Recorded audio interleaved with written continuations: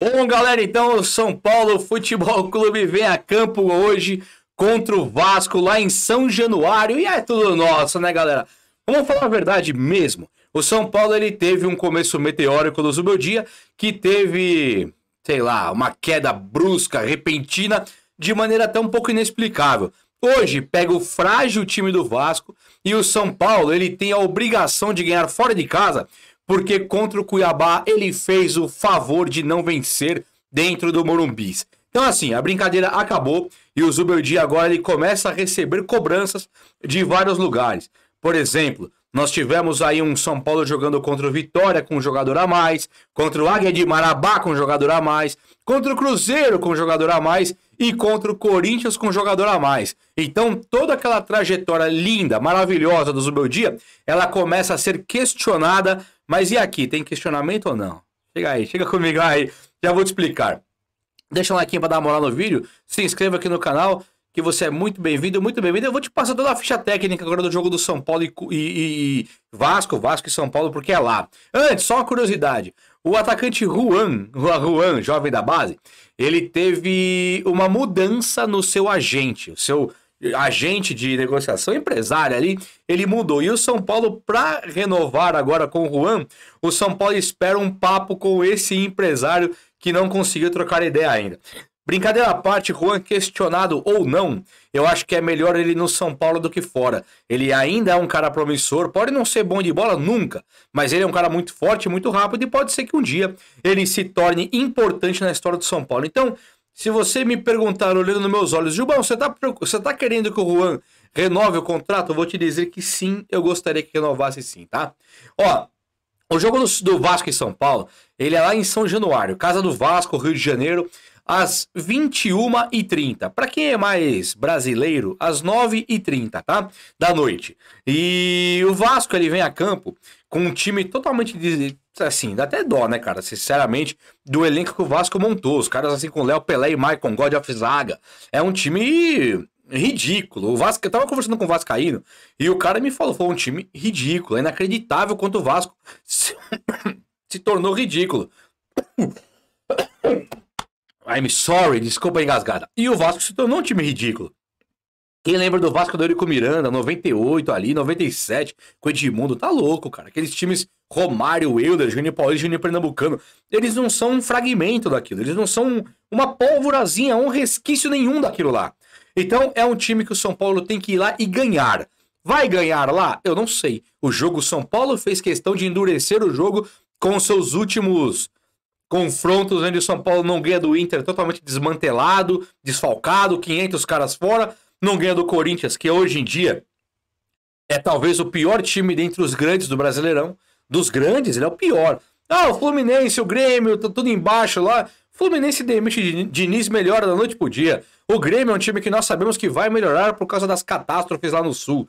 Então tem vários times lá embaixo que eu acho que não ficam por ali. Então o Corinthians é um dos piores dentre os grandes. E o São Paulo não ganhou nem com 10 homens, 11 contra 10. Vamos falar do Vasco aqui, que acho que é o que mais importa. O goleiro é o Léo Jardim. Nada demais, né? A zaga é o Maicon e o Léo. Aqui é o seguinte. É uma das piores zagas do mundo. Do mundo. É uma zaga do nível do Paulo Miranda e Lucão. Se é que existiu um dia Paulo Miranda e Lucão jogando juntos. Edson Silva e Lucão. Aqui acho que é pior. O Maicon e o... Não, ninguém é pior que o Lucão. Maicon e Léo Pelé, eles são assim... O Maicon é o resquício do que foi um dia. Ele é um... Lembra de rosto, ele lembra o que ele foi um dia, né? Você olha pro Maicon... Conhece esse cara, é o Maicon, jogou no São Paulo. Mas no campo, lento pra caramba, sem tempo de bola. Um zagueiro que todo jogo o Vasco vai tomar um golzinho em cima dele. Como aconteceu também quando ele jogou no Santos. É um zagueiro que, assim, honestamente, tá péssimo. E o Léo Pelé, ele foi uma das invenções, talvez a pior invenção da vida do Diniz. Diniz, ele tem duas coisas ali que atrapalham a carreira dele. Uma delas é aquela saidinha de jogo ridícula, de toque de bola, lento, aquela babaquice que não leva ninguém a lugar nenhum. Inclusive o Fábio, goleiro do Vasco, depois teve uma trajetória linda pelo Cruzeiro. Hoje é o goleiro que mais entrega gols e nunca foi de entregar antes. Tem 15 anos de carreira, nunca entregou gol. Agora entrega um gol por jogo. A culpa é do Diniz. E a outra invenção foi esse Léo Pelé, que é uma coisa constrangedora. Não é zagueiro. Se fosse lateral forte, um lateral zagueiro, sabe? Jogar igual o Walker do Manchester City, Militão no São Paulo, zagueiro que joga na lateral, até poderia. Agora me pegaram esse rapaz e colocaram ele na quarta zaga ali, onde coitado. Qualquer um que entra no tic-tac ganha do Léo. Qualquer um que vai cabecear, ganha do Léo. Qualquer um que vem e dribla pro lado e chuta, ganha do Léo. Então assim, o Léo deveria voltar pra lateral. Esse é um conselho que eu passo pra ele, como quem gosta dele. O Lucas Piton é um lateral que tá jogando no Vasco ali, mas ele foi do Corinthians. E ninguém no Corinthians sente saudade do Piton. Sabe, os caras ali jogavam Fábio Santos pra não jogar o Piton, e o Fábio Santos, há um dia de se aposentar, era titular do Piton. Então, outra coisa também que não explica. E o Paulo Henrique na lateral direita, essa que eu conheço pouco. Hugo Moura, de primeiro volante. Esforza de volante e o JP formando ali a meia. O ataque até que é bom. Eu vou dizer que o ataque aqui é bom. O Adson na direita, nada demais, mas é um jogador razoável. O David, o DVD que jogou no São Paulo na ponta esquerda, eu acho que ele é qualificado, ele é forte, não pode vacilar. Não é técnico, mas não pode vacilar. E o atacante, o centroavante é o Veguete. Esse aqui é muito bom. Acho que David, Veguete e Adson, eles formam um ataque legal. Agora, se tivesse com o Payet aqui, era um ataque bem qualificado, inclusive. Mas a zaga do Vasco é para tomar gol à vontade. À vontade. É para chegar lá e fazer gol à vontade. E o São Paulo, ele vem a campo sem o Rafael de novo, que tá lá na seleção brasileira com o Dorival. E vem a campo com o Jandrei, Igor Vinícius, Arboleda, Alan Franco e Wellington. Aqui não tem nenhuma novidade. A não ser a volta do Alan Franco, que estava suspenso. Ele é titular da zaga, então ele acaba voltando pro time de São Paulo. E acho que aqui é o melhor que nós temos para hoje. Jandrei, questionável pra caramba, mas não tem Rafael. A linha de zaga é a titular mesmo. Igor Vinícius, Arboleda, Alan Franco e Wellington. Não tem nem o que discutir. A provável do GE traz aqui dois volantes. Luiz Gustavo e Galopo. E aqui eu duvido. Aqui eu duvido bastante. O Luiz Gustavo vai jogar. Nós não temos o Alisson, que tá suspenso. Não temos o Pablo Maia, que segue machucado. Não temos o Bobadilha, que foi pra seleção do país dele. Então tem realmente que encontrar um outro volante. A provável do GE colocou o Galopo com o Luiz Gustavo. O Galopo jogou muito mal no último jogo. E os preferidos ali do Zubeldia para entrar no segundo tempo tem sido, por exemplo, o Michel Araújo. Então, pensar que o Galopo vai jogar e não que vai ser uma dupla de volantes, Luiz Gustavo e Nestor, eu acho que será Luiz Gustavo e Nestor. Na meia, fica ali pro Lucas, Luciano e o Caleri na frente como centroavante. Falta uma vaga. Se for a do GE, Luiz Gustavo, Galopo, Nestor, Lucas Moura, Luciano e Caleri. Se for a minha aqui, que não é que eu quero, é a que eu acho que será, Luiz Gustavo e Rodrigo Nestor de volante, segundo volante. Na meia, o Michel Araújo junto com o Lucas Moura, quer dizer, com o Luciano. E no ataque, o Lucas Moura com o Caleri. O que nós temos aqui, para esperar ainda, dessa variação aqui do time do Zubeldia, é o Ferreirinha, o André Silva, são caras que eles tiveram o seu futebol esquecido ali no time de São Paulo, né? Então, se você parar para pensar direitinho, o São Paulo que deveria ter colocado o André Silva e também o Ferreirinha, que jogaram muito bem com o técnico Carpini, ele não tem colocado, o Zubeldia não tem colocado, e quando coloca o Ferreirinha, ele coloca aos 42 do segundo tempo, 38, e ele ainda é topetudo ainda. Quando ele é questionado na coletiva, ô Zubeldia, cadê o Ferreirinha? Ele tem a moral de falar, não, tá jogando, você não vira o Ferreirinha em campo?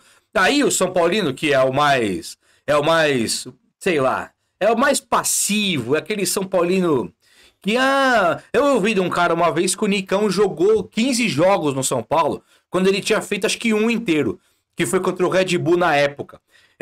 Ele chegou, ele entrou um jogo, machucou em 1 minuto, saiu. Jogou um jogo com o Rogério. Aí depois ele entrou nos 45 do segundo tempo, jogou 2 jogos. Você sabe que não jogou. Então o Ferreirinha, com o Zubeldia, não jogou. Jogou um jogo ou outro, mas ele jogou no começo que o Zubeldia chegou. Agora ele não está jogando. Entrar nos 42 não serve pra gente. E aí o que nós estamos vendo e por que da cobrança?